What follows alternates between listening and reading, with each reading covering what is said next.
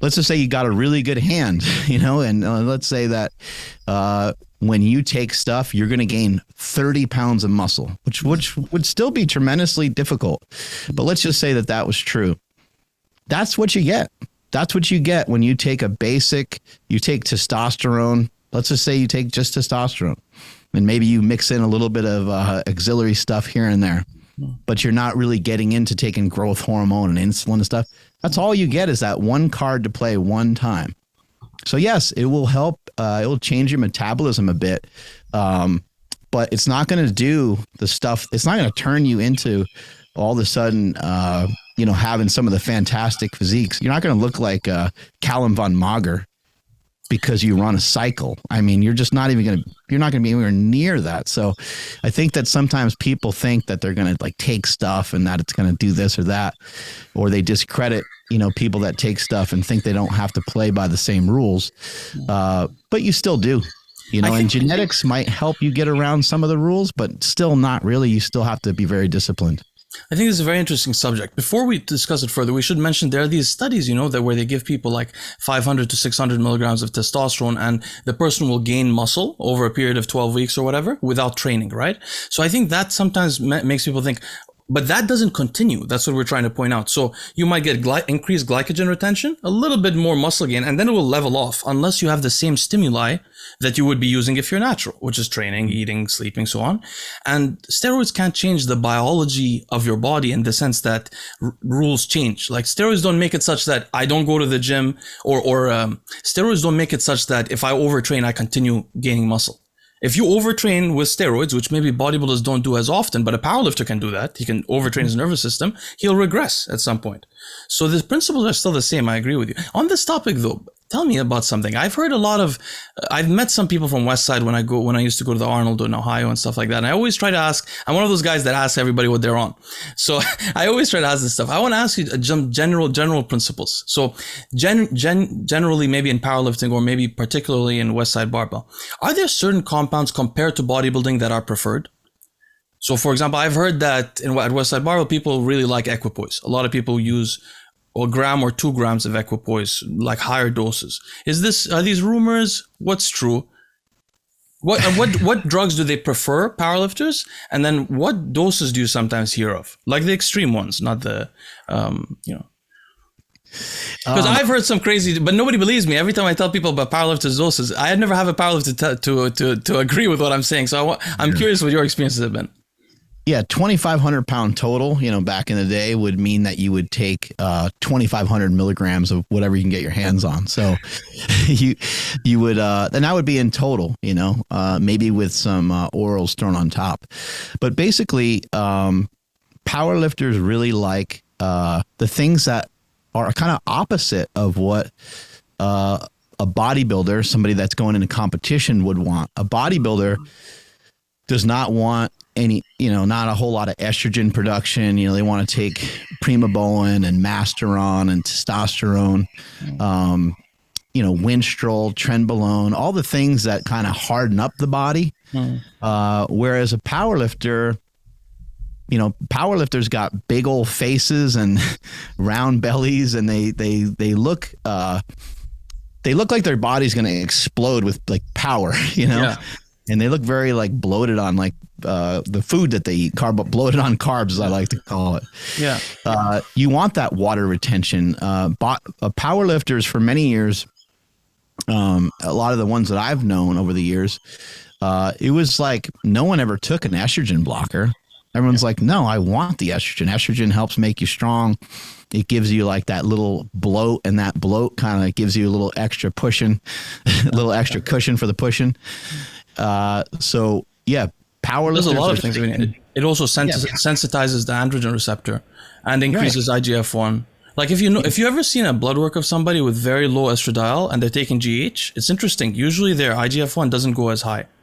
There's a lot of things going on. But sorry to interrupt you. You were saying, so they want to hold a lot of fluid, minerals, so that everything is compact, right? It's sort of like putting a knee wrap on your knee, getting everything compact and tight, right? After a night of eating sushi, when you go to the gym the next day, or having Chinese food and having a lot of soy sauce, which just full of sodium and maybe even having like MSG and all that stuff. You go in the gym the next day and you feel so strong. A 45-pound plate feels like a Frisbee sometimes. So you get a similar effect, you know, when you're taking stuff, it's compounded on top of that bloat and that like glycogen load and sodium load that you can do. I mean, this is why powerlifters' blood pressure will be really high. But I mean, it sounds terrible, but like blood pressure, you like makes you stronger. You're kind of hoping for that pressure. You know, if it feels like your head's going to blow off and you're not even doing anything, you can bet your ass you're probably feeling pretty fucking strong. The types of drugs are testosterone, Deca, Equipoise, Dianabol, Anadrol, and the stacks are usually fairly simple. What I would normally do, and I don't recommend this to anybody, I'm not a doctor, but what I would do personally is I would do like 500 milligrams of test and 500 milligrams of something like Equipoise. And if I was going to compete, I would ramp that stuff up with my training. And then I might add in Dianabol or Anadrol as a competition gets closer. But you get into some dangerous territory because you're just like, man, I just want to do anything and everything I can to be as strong as I possibly can.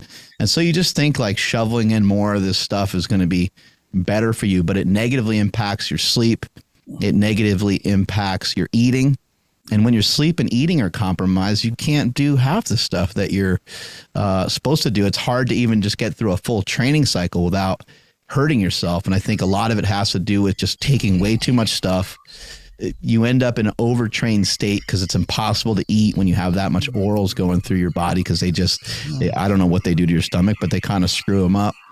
And so the whole thing gets to be out of hand quickly. And so the way that I used to do it is not suggested or recommended. I think I just honestly would take way too much stuff. I don't think I needed to take that amount, but it would go all the way up to 1,000 milligrams of testosterone and 1,000 milligrams of Equipoise, along with some orals, getting ready for competition. Okay, the bench pressers may use much more than you guys, because I've heard bench pressers tend to use them because the bench press is the most affected by the androgen signaling, I think, right? So usually bench pressers, I think I've heard use, but I have a couple of questions. So Tren balloon, do people use, because Pete Rubish, my buddy, he uses Tren, or not now, but he used to use Tren for competitions. And I just don't understand. For me, whenever I used Tren, I had like worse breathing. I was stronger, but my breathing was worse. So I don't know. Is it do powerlifters like Tren? Yeah, powerlifters love Tren. It's just the stuff that you take on as like part of, like, oh, this is just the way this sport is, you know? You're like, oh, I can't breathe getting up a flight of stairs, but you're like, so what? I squatted more today, you know?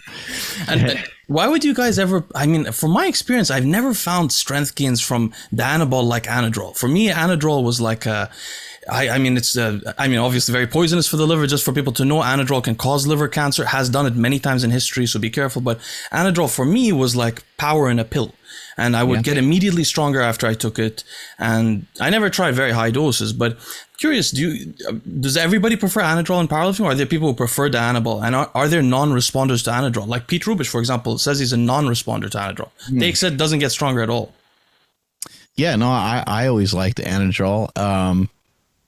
I think that Dianabol maybe sometimes is easier to get. Sometimes it's just a matter of like what you can get your hands on. I mean, nowadays it's like easier to get like all kinds of stuff. But back in the day, it was like a real treat. You know, I remember those. I remember like the Russian like Sustanon that we had, or maybe it wasn't even Russian. I can't really remember it anymore. But like it was in the vials that you would have to break open. You know, you got to score the top of it or whatever. And that shit, I don't know what the hell was in that, but like it seemed to be exponentially way stronger than anything I ever took. And we still talk about it to this day. We're like, remember those things? Those things are unbelievable. And I don't know if it's like some sort of placebo effect or whatever, but yeah, back, years ago, it wasn't as easy to just kind of pick and choose exactly what you wanted. I mean, you remember those times where people were making Tren, at their house, and people still do, but like that was a really common thing. And they were taking pellets from cattle feed stores and stuff like that, and kind of, I guess, melting them down, turning them into powder, and then turning it into an injectable. So that's the way things used to be. They used to be a little bit more chaotic.